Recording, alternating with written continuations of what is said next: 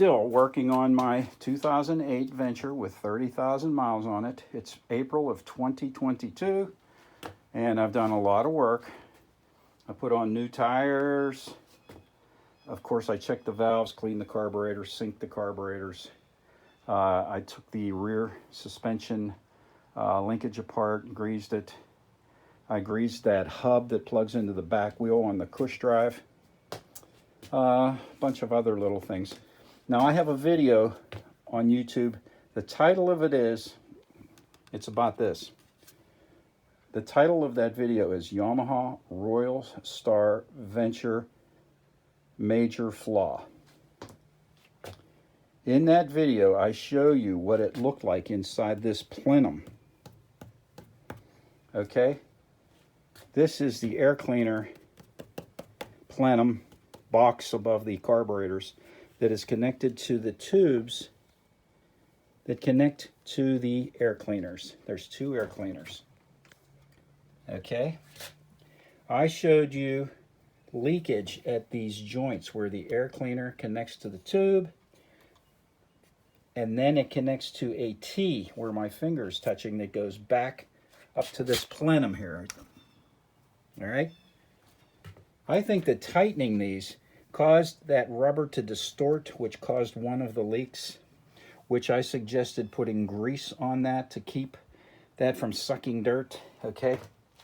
Now, when I had this all apart, this was really coated with dust. I don't know where the owner was going, but it was, see all that dust on the ignition switch? I don't know where he was going, but there was a lot of dust. All right. So I took all this off. Well, I had to take the carburetors off. All right.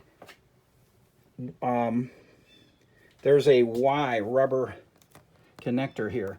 One to this side, one to that side. And this is a breather hose that comes up and it connects these two plenums together. There was foam rubber in here that was not gasoline resistant. I can't believe Yamaha did that. It was disintegrated. That was a major cause of a dust leak. It's sucking in dust.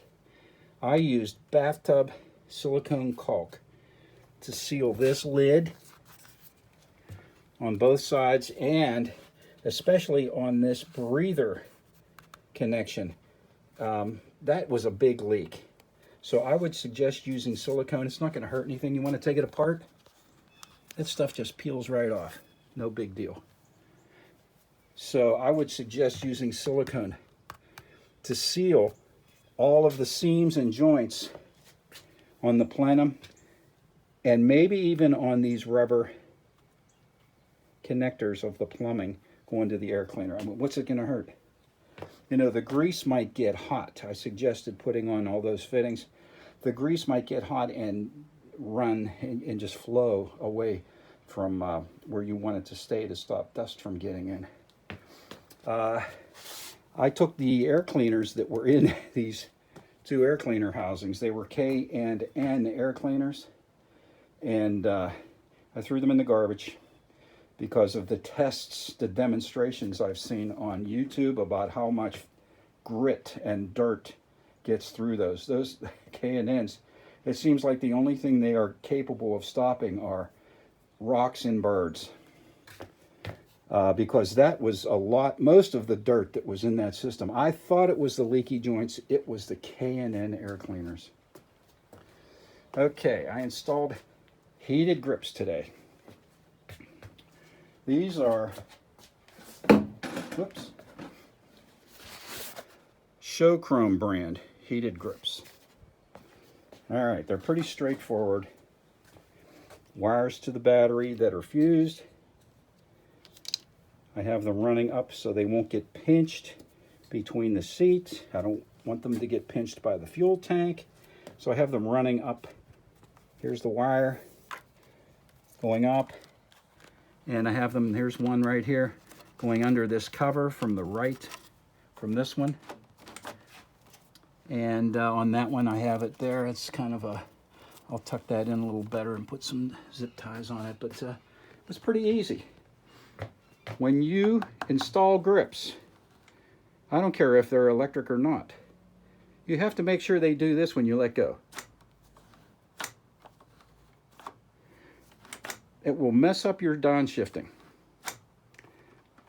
So make sure that they're not dragging. They have drag against this housing or against these bar end weights. You may have to trim them a little bit. All right, what else am I doing today? Electric grips. And it's pretty easy to get the fuel tank off. 1 bolt in the back of the gas tank. 2 screws. 1 plug, I guess it's for the fuel gauge, and 1 breather that's up top. And that's pretty much it. When you take the fuel tank off, you can change your spark plugs. You have to take this motor mount. This was not on the earlier 2 versions, the 83 through 85 and the 86 through, what is it, 91, 92, the last year of the first and second generation of the Ventures, but they didn't have these, I don't think. But you can get the valve covers off and check your valves. I'm very pleased to say that when I did check the valves, none of them were out. They were all within specification. Okay, on the other side, what do I got?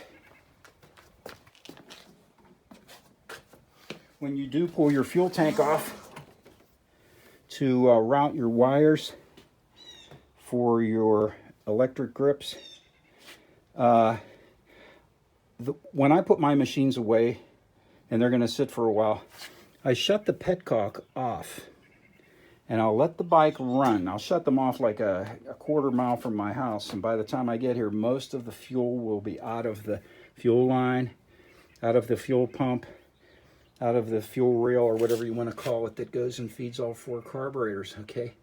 So whenever you, you don't have a bunch of gas sitting in the carburetors over the winter, and that won't stay in there. That will evaporate, and it will leave like a lacquer or some kind of a, it leaves some kind of coating in there. It's like leaving a pot of soup on the stove and letting all the water boil out. You'd have to go in there and clean that with carburetor cleaner. And then it gets in the pilot jet, the main jet, in the nozzle. It's just a pain. So just run your carburetors out of gas.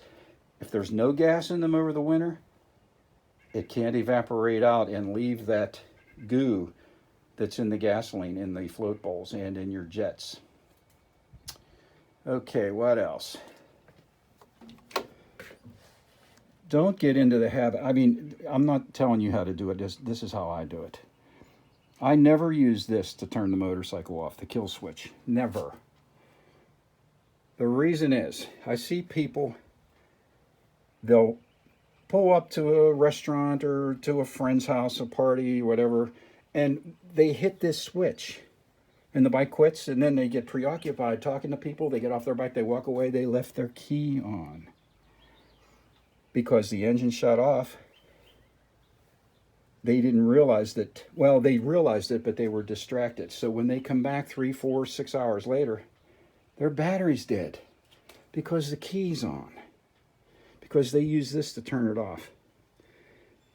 I prefer to think of that as just for emergencies, because ignition switches are located down here, up here, on that side, who knows where. They could be anywhere. Some bikes don't even have kill switches. I mean, ignition switches.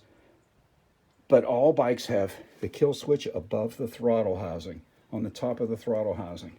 So those are for emergencies only, in my opinion. Just use your key all the time to shut it off, and you won't kill your battery by accidentally leaving that on. Okay, what else do I got going here? So to remove the fuel tank, 2 screws up front. 1, 2, where are they?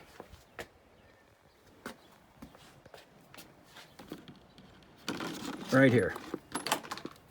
These 2 screws up front and 1 in the back. It goes right here. And you lift the back of the gas tank and just pull it back after you take off the fuel line, which, like I said, if you run your carburetors out of gas, you won't have any in this hose. That's why I had this sock here, just in case I did have some. But, and there's a wire for the fuel gauge, and there's a vent, a breather. It sits like that under that cover for your Venture, under that ignition switch cover. And that's pretty much it. Just lift the tank up and set it down. Make sure you don't set it down hard on the petcock there. I have it up on a box.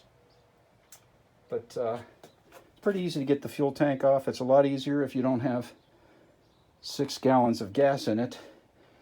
42, that's 42 pounds of weight in the tank, plus the tank probably weighs about 8 or 10 pounds.